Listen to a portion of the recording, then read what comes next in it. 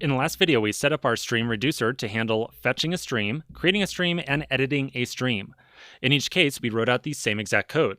So now in this video, we're going to start to look at some of the more challenging cases, the cases in which we get a list of records back from our API, and we want to merge all those different records into our object in one go.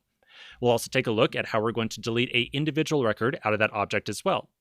So let's first do deleting a record, because it's the little bit easier of the two.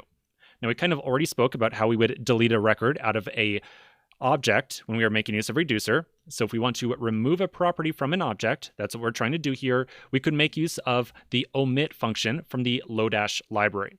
So if we install Lodash, we can then call omit, pass in the state object as the first argument, and then as a second argument, we pass in a string of the key that we want to remove.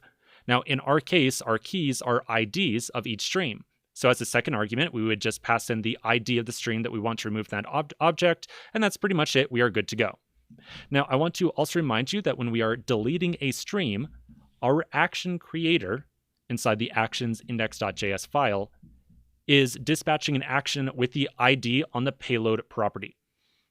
So before, the payload contained our entire stream object. In every case, right here, right here, right here, we always had the entire stream object on the payload property.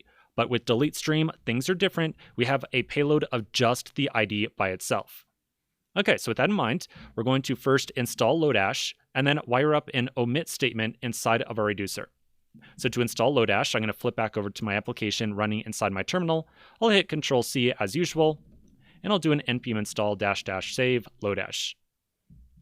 All right, so while that goes, I'll flip back over to my stream reducer. At the top, I'm going to import underscore from Lodash.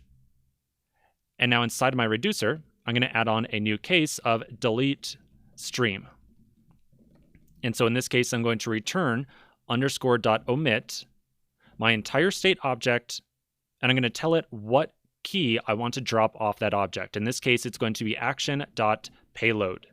Now, again, we do not have to add in the ID here, no ID. The reason for that is what we just discussed 2 seconds ago. When we dispatch an action of type delete stream, the payload is the ID itself. So we do not have to reference a .id property. Okay, so that's pretty much it right there. Now, the nice thing about omit is that omit is not going to change the original state object. Instead, it creates a new object with all the properties from state without whatever we passed in as the action.payload.